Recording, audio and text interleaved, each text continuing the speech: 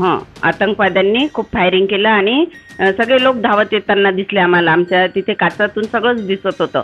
जवान सुद्धा धावताना दिसले, त्यांच्या गाड्या दिसल्या, घोडे दिसले धावताना.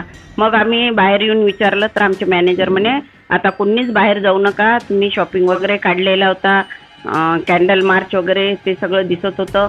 आणि मग जेव्हा बातम्या आम्ही पाहायला लागलो तेव्हा आम्ही अतिशय घाबरलो.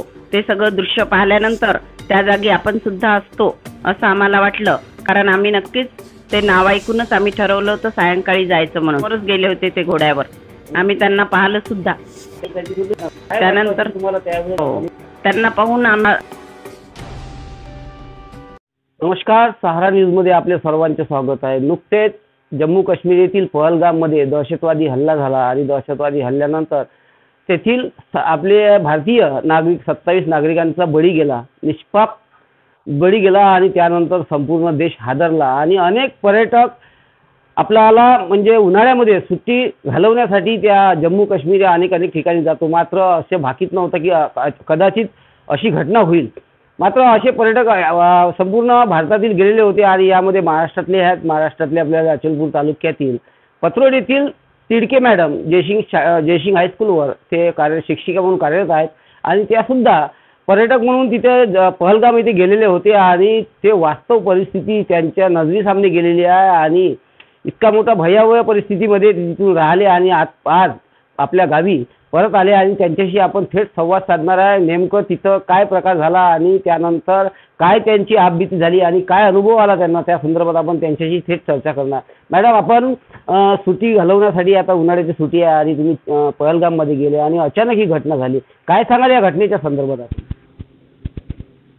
आम्ही तिथे गेल्यानंतर 19 तारखेला तिथून परत निघालो होतो आणि आमचं पठाणकोटला मुक्काम होता.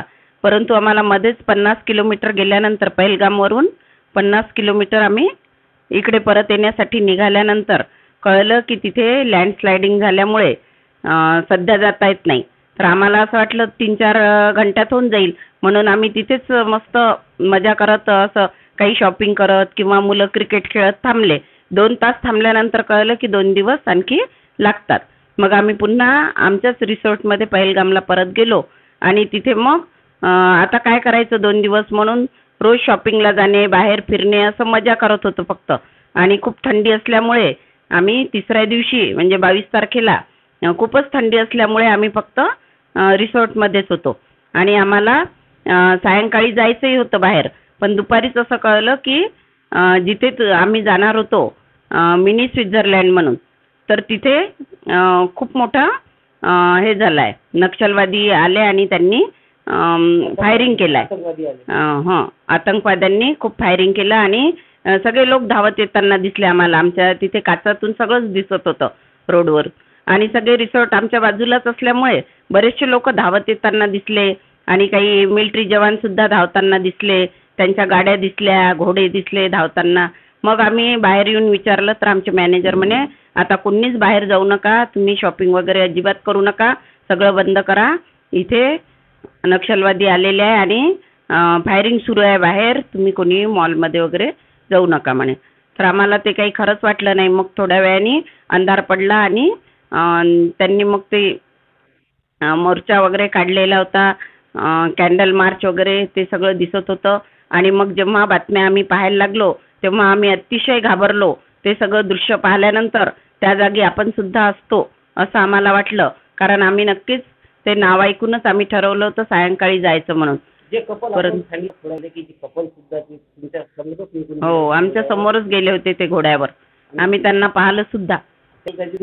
त्यानंतर त्यांना पाहून आम्ही म्हटलं सुद्धा की हे नवीनच लावलेलं आहे, आपण जाऊ. आणि ते सर्व मला वाईट वाटलं की आता परतले आणि आमच्याच बाजूच्या रिसॉर्ट मध्ये थांबलो आणि सगळ्या आजूचेच होते.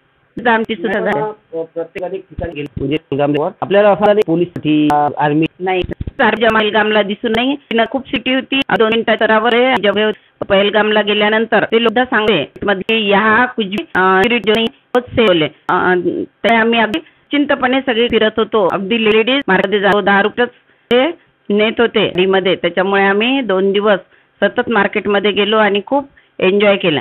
जेव्हा ही घटना घडली त्याच्यानंतर तर सगळ्या लेडीज रडायलाच लागल्या आणि सगळ्यांना खूप वाईट वाटत होतं, खूप भीती वाटत होती. आम्ही रात्रभर झोपलो नाही, सगळे एकमेकांजवळ बसून राहिलो आणि दुसऱ्या दिवशी सकाळीच मग जम्मू रोडने आम्ही निघालो. कोणत्या टूर कंपनीकडून गेले होते मॅडम?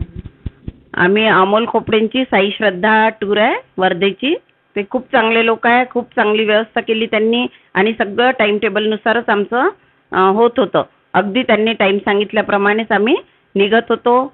तिथे ज्या वेळेला सांगितलं त्याच वेळेला बरोबर नाश्ता चहा सगळं व्यवस्थित होतं आमचं.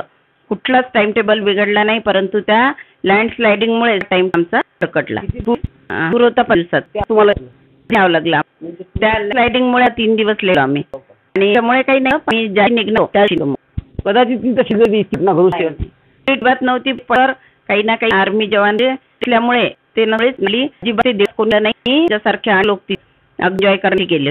परिस्थिती होती जे कपल वारलेला कपल होता थोड्या वेळाने त्यांच्या घरात त्या कपल ते जे त्यांना लागले आणि ते मावले आणि इतकं मॅडमला लागला की सुद्धा त्यानंतर ते गेलो असतो तर अशी घटना घडली असती. जीवनातला खरा किस्सा त्यांनी सांगितलेला आणि खूप घटना घडलेली आहे. तर यामध्ये खूप मोठा विषय असा आहे की इतकं मोठं पर्यटन स्थळ असल्यावरही तिथे सिक्युरिटी नव्हती आणि सिक्युरिटी सोबत आर्मी या पोलीस डिपार्टमेंट तिथं कोणीच नव्हता. तर कदाचित तिथं असती तर ही घटना घडली नसती.